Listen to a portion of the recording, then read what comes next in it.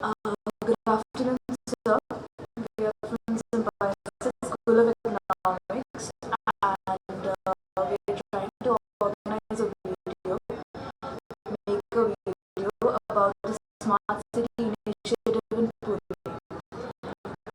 So let me just start with getting your perspective on what do you think about the Smart City project in general all over India. Smart cities is a good idea because you can develop, as part of such a Bharat also, you can develop the more clean cities and all, and also smart city concept itself is good. And it's coming now everywhere. Smart agriculture, smart thing. It's a good idea, but the problem is, whether it is helping the, the those who are intended, and also the middle class, poor, or whether they are benefiting from these smart cities, or only the top 20% or 30%, whether they are benefiting the smart cities. So some of the things, for example, you need also in slum areas and all the necessities, the basic services. Because India's problem is much more, how do you have basic services for the poor and the middle class. Because rich, they can defend themselves. So you don't need smartness for them. So this is a dilemma, whether it is helping them, the poor and the middle class. So, sir, as we have seen that earlier when we were in school, that is maybe 10 years back, there was a huge focus on urbanization, making areas, rural areas urbanization. But now, since we have achieved urbanization in almost a large area of India, we are moving to smart cities. So, a friend of mine would like to ask you, how is where does rural area get a chance to shine? Where do we focus? How do we make rural area a smart city? Because we know that it's going to take a long time to bring the rural areas to the smart city level. So, what do you think in areas of Pune which are not that maybe connected to the main parts of Maharashtra? Yeah. How would you say smart city should be in those areas? What In the rural area. rural areas of surrounding Pune? Yeah. The yes, our past president Abdul Kalam had a concept called rural. Rural means rural areas should be provided with these urban facilities. It's called Pura. So the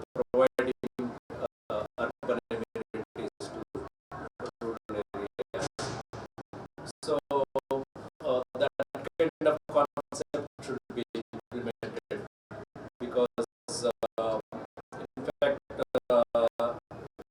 poverty estimates show that in fact the poverty neighboring places of urban areas is much higher than even proper rural areas. So because they are neglected, the neighboring places which are rural. So you need to have along with the smart cities some preference for the neighboring places where the amenities can be given. Because the urbanization now it's about 31% or so. It may increase to 50 or more. So we need to have more that kind of policies. I call it inclusive urbanization. Should be there.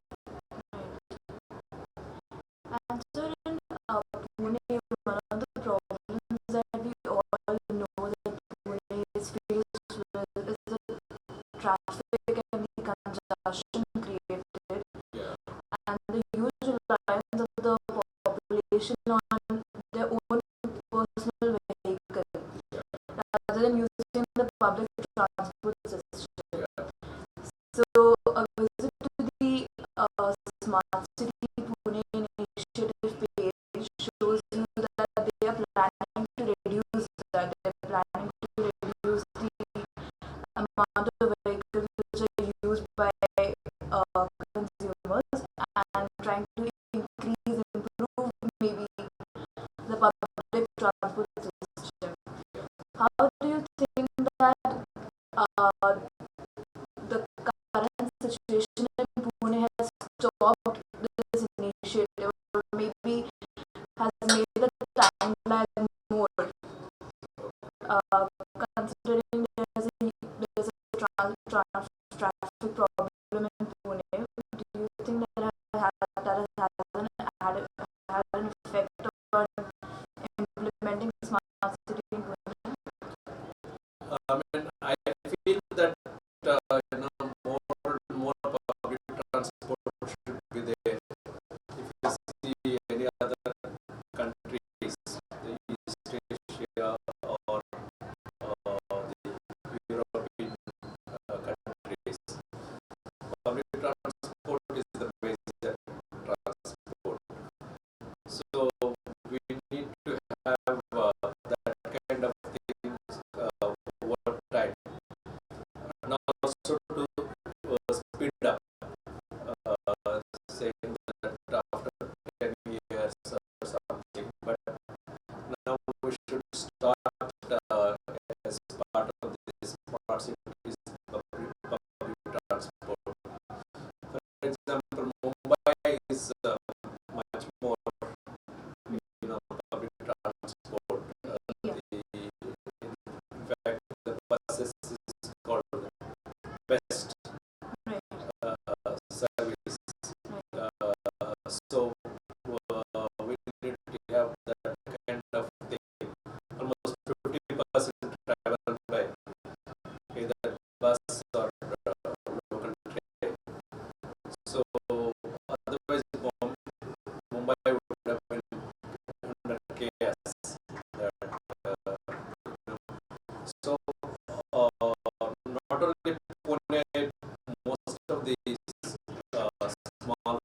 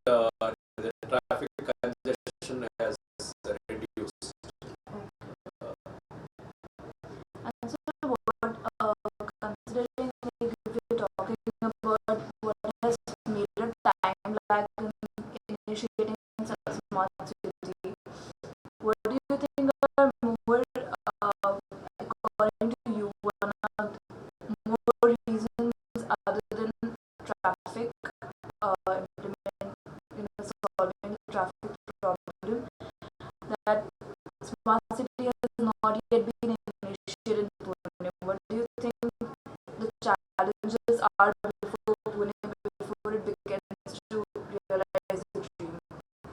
Uh, Basically, no, smart cities, all the amenities and should be created according to me. Uh, Drinking water, sanitation, the health education, all these amenities. So they they should do it immediately. What not for 5 years or 10 years. So I think public pressure also can put on the policymakers. Because anything, if public is keeps quiet, things won't improve. So public pressure is very important. Like like social movements kind of things to put pressure on the government to implement these kind of things. So considering there are a lot of, like, talking about myself, I am originally from Mumbai, and a lot of my classmates are from different parts of India, maybe from West Bengal, maybe from Delhi. So we all plan to return back to our hometowns once we have completed our graduations or post-graduation. So considering the large population that comes to Pune is only for their studies, and after a while they return back, how do you think the public should, maybe, as you said, public pressure should be there? How do you think the public can help in considering the demographic that is currently in Mumbai, Pune? How do you think that we can pressurize the government, and how we can help in making smart city a reality? Yeah, in different parts of the country are coming here. It's more cosmopolitan. Education centers are there. So for their own, safety as well as amenities, they should put pressure on, along with the local population, on the local governments to deliver things. Otherwise, they will also lose whatever they stay 5 years, few years. So for their own even security point of view. So this is important. When in fact some programs are there for northeastern people and other students. So this should be part of their education, to tell them that improving the city environment is also equally or more important for their survival. So considering, do you think that there is any political reason because of which smart city is not being initiated in Pune?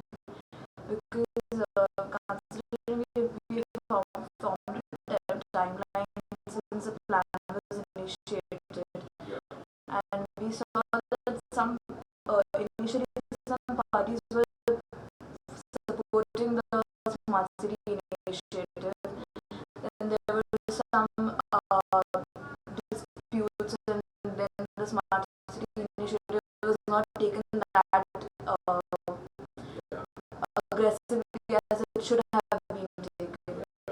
So do you think there are any political motivations behind the timeline? Yeah, any project or anything, there is a political economy. I mean, in fact, even the whole budget exercise,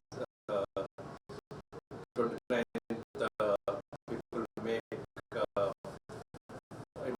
it's a political economy kind of thing. So those things will be there, but public pressure is more important. If you see this historically, even the Hazare movement, and also it didn't deal that much what people expected, but some impact is there. So like that, public pressure to improve things is important, and I agree that its political economy is much more in any project or any initiative. So using the public pressure can override the political hurdle. Override, yeah. Sir, in public economics, we were master's students, and this year we had a very interesting course in public economics, and we were taught about Eleanor Ostrom's some principles she gave for ensuring that boundaries are there, and persons living in a city take up responsibility for whatever the city is doing. Yeah. So that was what we learned in her principles. One of the things she said that boundaries should be clear, and there's another economist, Paul Romer, who started with the idea of charter cities, where he says that cities should be independent and they should be allowed to make their own decisions about finance and maybe some other whatever they want to make, whatever they want to do with their own city. So a friend of mine who's been living in Pune for a long time told me that initially Pune was covered with forest, but now since as more and more population comes to stay in Pune, and after studying, some of them might even stay back in Pune and start working. So we are encroaching upon forest land. So slowly we are going back. We are slowly covering hills, and we are trying to make buildings and everything.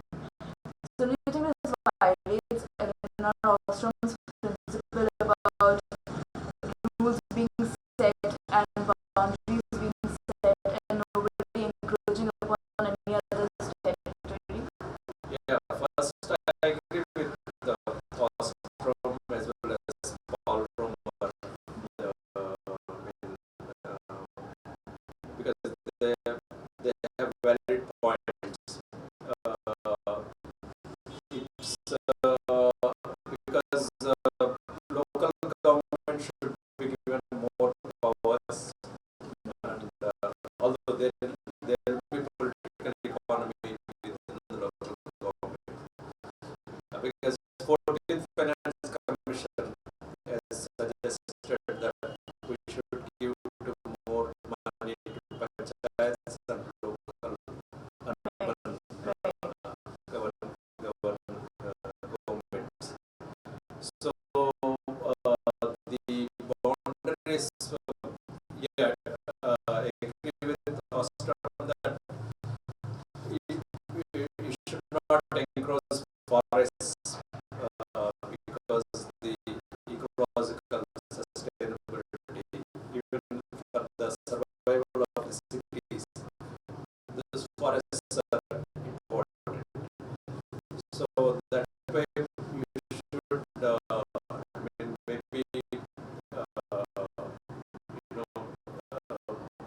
population increases, you should try to, within the given the land, you should optimize rather than encroaching forests and those things. So that violates the Ostrom's kind of analysis. So if we encroach upon foreign land, do you think it's another hurdle to smart city initiative, or do you think that fine, we're still at least making places, we're still building infrastructure, this helping smart cities? So what is your viewpoint regarding smart cities?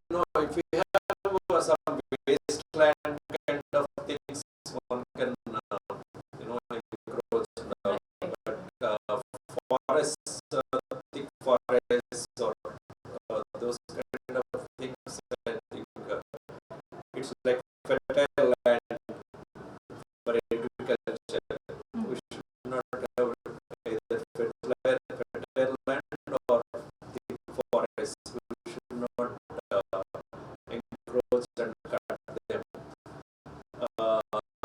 If there is some wasteland kind of thing, is there, then one can expand the cities. And so in your lecture today, you talked about multi-dimensional poverty, where we don't consider consumption only as the only factor deciding whether a population is poverty ridden or not. We consider health, education. Yeah.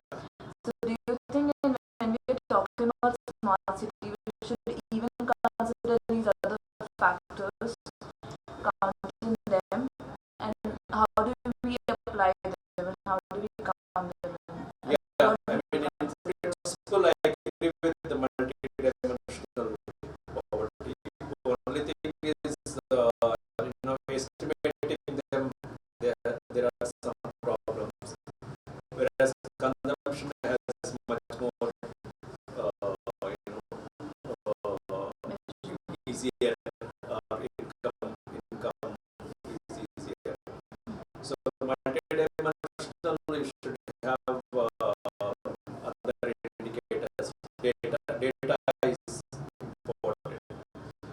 So urban areas, I think we should have for smart cities also. We should have that kind of multi-dimensional poverty indicator.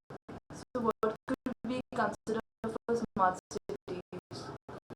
Smart cities, whatever the indicators available, because you need a baseline kind of survey to see the, after some time, whether the same indicators are expanding. So we can have all the health, education, and sanitation, nutrition, all those indicators, and also upon some of the housing. Housing is the most important thing in the year. So those kind of indicators one have, and over time, across decides, or across bottom 30%, middle 30%, top 40%. So we should see what are the changes over time. We have another question. Financing and sufficiency resources was the same. So what is this? Basically, we're asking what are the financial resources that Pune would need for initiating the smart city program in Pune. So there's a hypothetical example given, Pune's budget is rupees 4,000 crores, and increment under smart city project is rupees 480 crores. Will there be any difference with this marginal increment in any city as a human capital remains the same? I mean, the central government has lots of resources for these smart cities. So over time, maybe they will increase depending on the need, and of course, there's also political pressures may be there. Although minister is telling that it's not, there is no political pressure. But over time, I think political pressures will be there. So they have to distribute according to their convenience, or so it depends on how people put pressure on the central government. And sir, in your paper, in the speech today, you in the forward you said the labor laws should be left to the state government. So what do you think should be left to the local government? What do you think they should come Yeah, in there? so my thing is labor laws as well as land laws. Yeah. The because the central government is trying to make, and state governments think they are imposing on them. So there are different models for land acquisition as well as labor laws. So the state governments can use their own model suitable to them. For example, Chandrababu Naidu has this land pooling method for building new capital. So you suppose you give 1 acre to me, to the government, and then with the after development, you will be given 40% of the land. So then you will be much better off than before. So that kind of models state governments can have on their own, rather than center imposing On a model. so by that viewpoint, we can also say that Local governments also can have their own kind of models. and what should come under the local government purview? Like we have read the 14th financial report Yeah. as a part of our public economics, and we read that there was the recommendation was by them was for the forest cover should be considered. Yeah. With the city has maximum forest cover, give them the maximum money to develop, Yeah. or some areas like that. So each city would have a different forest cover. Each city would have a different endowment for certain factors. So what do you think the local government should consider? What do you think should be within the powers of local government when it comes to especially with the smart city initiative? Yeah, I mean the forest is, they're giving a lot of importance. Right. So local government should protect this forest thing, but it depends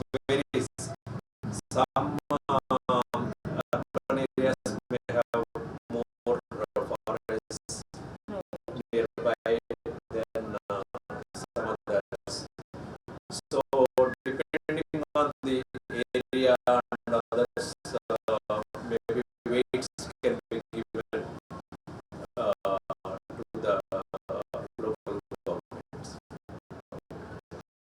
And sir, since you we talked about charter cities, do you think smart city is a narrower concept than charter cities? Does like smart city is involved in charter cities, or are they two mutually exclusive concepts? Uh, I think chartered city is much bigger than the smart cities. So over time, maybe we should move towards chartered cities. Yeah. And do you think Pune has the current power or ability to become charter city? Do you think if we left Pune local government to decide its own uh, views and decisions, do you think it will be doing a good job? Yeah, I mean, first there